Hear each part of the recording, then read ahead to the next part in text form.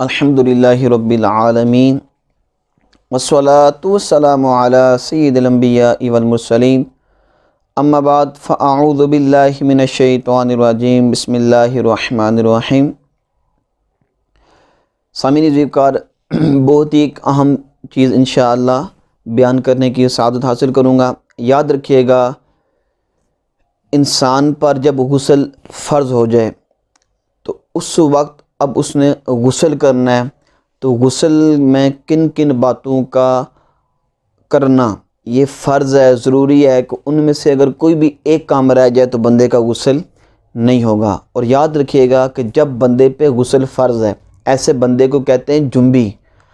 جس جگہ ایسا بندہ ہے جس پہ غسل فرض ہے وہاں رحمت کے فرشتے نہیں آتے۔ حدیث پاک میں فرمایا کہ جہاں جنبی شخص ہو وہاں اللہ کی رحمت کے فرشتے نہیں آتے۔ جس جگہ اب یہ ایسا بندہ ہے جس پہ غسل فرض ہے، چاہے وہ مرد ہے چاہے وہ عورت ہے، یاد رکھیے گا وہ بندہ نماز نہیں پڑھ سکتا۔ مرد ہے تو مسجد میں نہیں جا سکتا، اسی طرح نہ قرآن کی تلاوت کر سکتا ہے۔ یعنی وہ کیسا بندہ ہے کہ بے غسلہ گھوم رہا ہے۔ اور آج کل ہم دیکھتے ہیں کہ ہمارے یہاں لوگ بے غسلے بیچارے گھوم رہے ہوتے ہیں۔ تو یاد رکھیے گا، جب بھی غسل فرض ہو جائے تو بلا جھجک جلدی سے غسل کر لینا چاہیے۔ ایسا نہ ہو کہ اس بے غسلی کی حالت میں موت آ گئی تو پھر بندے کو بڑی آزمائش کا سامنا کرنا پڑے گا۔ تو یاد رکھیے گا، غسل کے اندر جو فرض ہیں یہ 3 فرض ہیں۔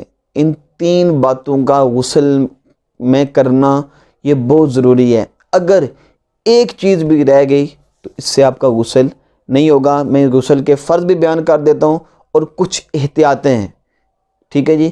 اگر آپ ان کو نہیں کریں گے تو غسل نہیں ہوگا۔ یاد رکھیے گا، غسل کے جو 3 فرض ہیں وہ کون سے؟ نمبر 1 ہے کلی کرنا۔ پہلا فرض غسل کا کیا ہے؟ کلی کرنا۔ ایک ہوتا ہے کلی اور ایک ہوتا ہے جسے پنجابی میں بولا جاتا ہے چلوٹی۔ تو چلوٹی نہیں کرنی ہے بلکہ کلی کرنی ہے۔ کلی کسے کہتے ہیں میں انشاءاللہ بیان کرتا ہوں۔ دوسرا فرض یہ ہے کہ ناک کی نرم ہڈی تک، یہ ناک اور یہ نرم ہڈی ہے، اس کی ناک کی نرم ہڈی تک پانی چڑھانا۔ تیسرا فرض یہ ہے کہ تمام ظاہری بدن پر اس طرح پانی بہانا کہ بال برابر بھی جگہ خشک نہ رہے۔ پہلا فرض بیان کیا گیا تھا کلی کرنا۔ یاد رکھیے کہ کلی اس چیز کو کہتے ہیں کہ منہ کے ہر پرزے پر پانی پہنچ جائے۔ بعض احباب کی عادت ہوتی ہے سپاریاں کھاتے ہیں، چھالیاں وغیرہ کھاتے ہیں، اسی طرح کئی لوگ گوشت وغیرہ کھائیں۔ اور یاد رکھیے گا، اگر بندے پہ غسل فرض ہے، چاہے مرد ہے یا عورت ہے، میں دونوں کا مسئلہ بیان کرتا ہوں، جنبی شخص کا، اگر دانتوں میں کوئی چیز پھنسی ہوئی ہے، گوشت ہے، سپاری ہے، یہ کہ کوئی بھی چیز ایسی دانتوں میں پھنسی ہے، تو یاد رکھیے گا کلی کرنا یہ فرض تھی۔ تو لہٰذا اس سپاری کے ریشے کو یا گوشت کی کوئی ریشہ پھنسا ہوا ہے اس کو نکالنا یہ ضروری ہے، کیونکہ اس جگہ پانی پہنچانا ضروری ہے۔ تو لہٰذا اس چیز کو نکالیں گے، چاہے ہمیں 100 ہی کلیاں کیوں نہ کرنی پڑیں، کئی بار مسواک کیوں نہ کرنی پڑے، تو لہٰذا اس ریشے کو نکال کر پھر ہم نے کیا کرنا ہے؟ اچھی طرح پانی پہنچانا ہے منہ کے اوپر نیچے تک، اچھی طریقے سے پانی چلا جائے۔ اسی طرح اگر آپ کا روزہ نہیں ہے، آپ روزے سے نہیں ہیں، تو آپ غرغرہ بھی کر لیں گے، یہ اچھی بات ہے۔ تو یہ پہلا فرض ادا ہو گیا۔ دوسرا فرض کیا جی؟ ناک کی نرم ہڈی تک پانی چڑھانا۔ اچھا، کئی لوگوں کو اب غور کر لیں، ہمارے یہاں کیا کیا جاتا ہے کہ پانی لیا جاتا ہے، ناک پہ مارا جاتا ہے، تو ناک پہ مارنے سے پانی اوپر نہیں چڑھے گا، بلکہ فرض یہ ہے کہ ناک کی نرم ہڈی تک پانی کو چڑھانا ہے، مارنا نہیں ہے۔ پہلے یہ کام کیا جائے کہ اگر ناک پہ کوئی چیز لگی ہوئی ہے اس کو اچھی طریقے سے آپ صاف کر لیں۔ جب وہ صاف ہو گئی ہے، اب پھر آپ تھوڑا سا پانی چلو کے اندر لے کے تھوڑا سا ناک کے قریب کریں گے، اوپر کھینچ لیں۔ جیسے آپ تھوڑا سا کھینچ لیں گے تو پانی آرام سے اوپر چلا جائے گا۔ بہت زیادہ نہ کھینچیے گا کہیں اوپر ہی نہ چلا جائے، تو پھر آپ کے لیے مسئلہ ہو سکتا ہے۔ تیسرا جو فرض ہے وہ بھی یاد رکھیے گا۔ اچھا، اس ناک کے اندر پانی چڑھانے میں ایک بڑی احتیاط ہے۔ اب ہماری خواتین ہوتی ہیں، انہوں نے ناک میں سوراخ کیا ہوتا ہے، ناک شیدہ ہوتا ہے، تو یاد رکھیے گا اس سوراخ کے اندر سے پانی گزارنا یہ فرض ہے۔ اسی طرح جب وضو کریں تو وضو کی حالت میں بھی اس ناک کے سوراخ سے پانی کو گزارنا یہ فرض ہے۔ اب تیسرا فرض تھا غسل کا، وہ کیا جی؟ کہ تمام ظاہری بدن پہ پانی اس طرح بہایا جائے کہ بال برابر بھی جگہ خشک نہ رہے۔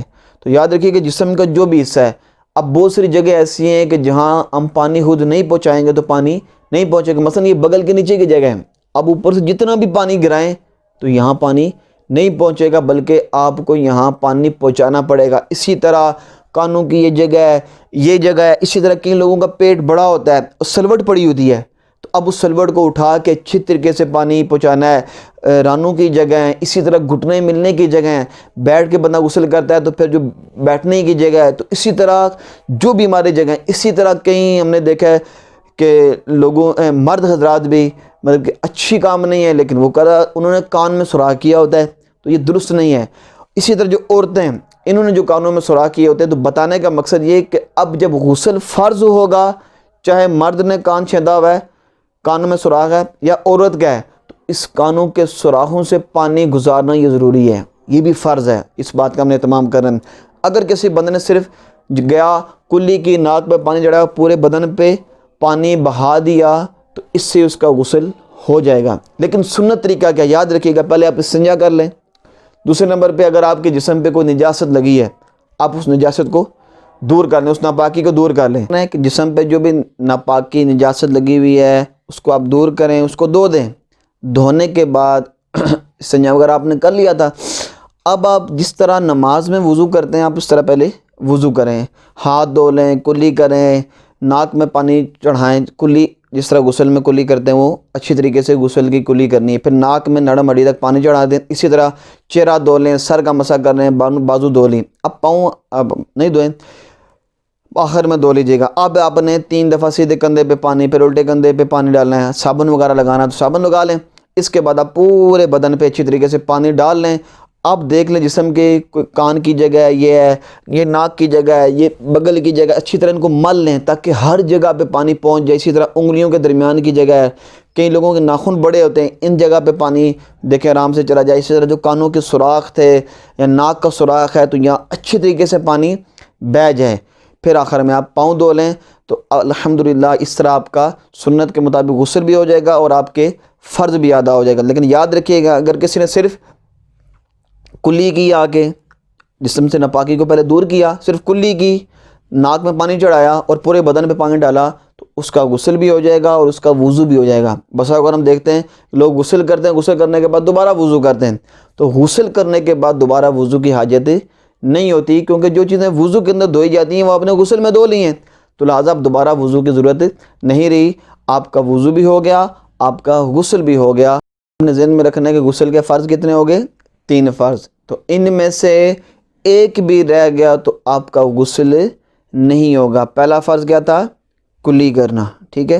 دوسرا فرض ناک میں پانی چڑھانا، اور تیسرا فرض کیا تھا کہ سارے بدن کو دھونا، اس طرح دھونا کہ ایک بال برابر بھی جگہ خشک نہ رہے۔ یہ میں نے کہا دھونا، یہ دھونا کسے کہتے ہیں؟ یہ ایک بڑی امپورٹنٹ چیز ہے کہ دھونا کیا ہوتا ہے۔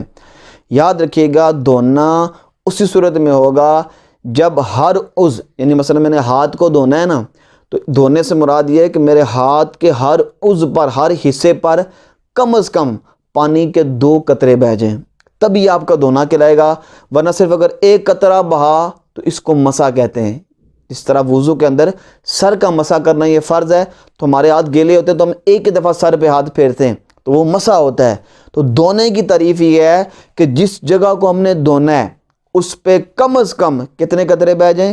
2 قطرے بہہ جائیں، تو اس سے آپ کا یہ دھونا کہلائے گا۔ تو یہ 3 فرض ہیں غسل کے، اور باقی جو سنت کے مطابق طریقہ کار بیان کیا گیا ہے، اس کو سمجھیں، خود بھی یاد رکھیں، آگے دوسروں کو بھی پھیلائیں۔ اللہ پاک ہمیں ان باتوں کو یاد رکھنے کی، سمجھنے کی اور آگے دوسروں تک پہنچانے کی توفیق عطا فرمائے۔ آمین آمین آمین بجاہ النبی الامین صلی اللہ علیہ وسلم۔